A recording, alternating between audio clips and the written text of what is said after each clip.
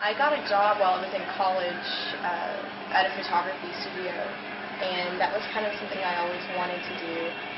So that was exciting, and I went from there. I worked in that company for about 5 to 7 years, and I traveled, and it was long hours. It was good money, but it was like very greedy kind of company. And then I moved back to Dallas, and I started my photography business, and I got noticed by a large company that owned a couple of the classier, like the best kind of clubs that there are in Dallas. So they hired me to be the resident photographer, which means that you work 4 nights a week. You start at 11 p.m. and you go home at like 3 a.m. and you just shoot. You shoot what happens, you shoot what's going on, and it shows up in all of the tabloids, all the newspapers the next day. When I would shoot in different nightclubs, and that's how it was. I mean, if a camera walked in the room, girls were so willing to do anything. I saw girls take off their tops, expose their breasts, and you know, making out with each other, you know. And they're not lesbians, but there's a camera there, so I'll be a lesbian if you're going to put me on TV. It was just too much for me. Like, I don't know, it kind of wore me down after a while when that's all that your life is about, and that's the only people that you're around. Money and greed and party, all of this lifestyle. After a while, you start to think, like, is this what life is about? And I had many conversations about that. Is this what my life is about?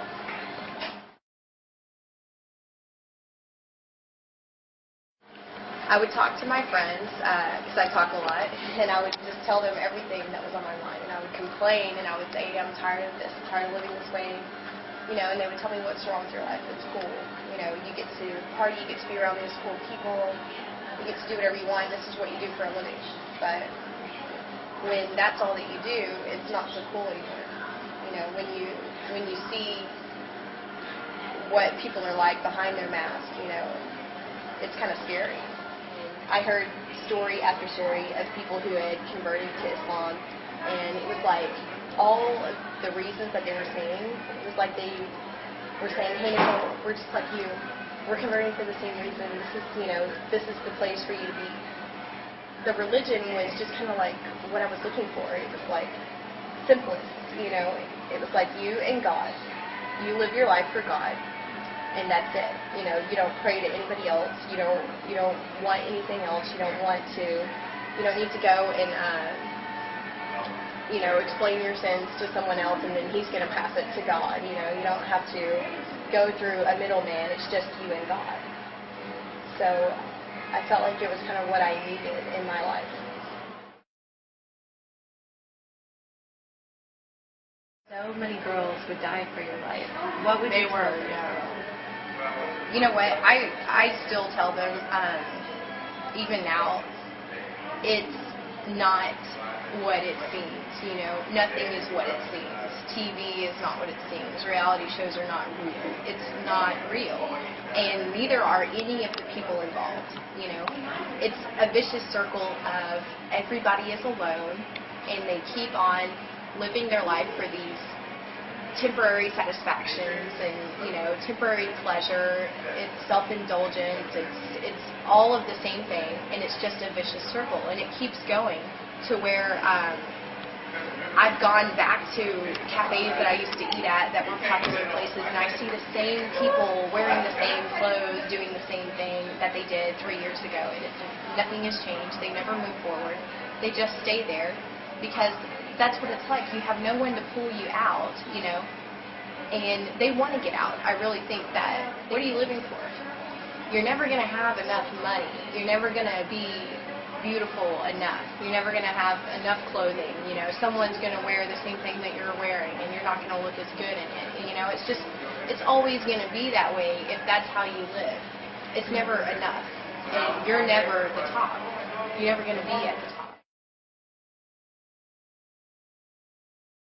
I had clothing that you had to tape onto your body, you know, and I'll tell you, you know, when I was going through the transition of becoming like a real Muslim. Like, I went to classes, and it was a change, you know. I didn't just wake up one day and say, I'm going to wear the scarf and I'm going to be a completely different person. You have to go through a transition. The day that I realized that I hated how I dressed, I had a big closet full of party clothes, because that was what I wore to work, and that was where I was all the time, and you couldn't find something in there that you could wear to go have lunch with your grandmother, you know. It was like, that's the kind of closet it was. One of the first days that I was going to go to the class, I needed something really conservative to wear to go into the mosque, you know.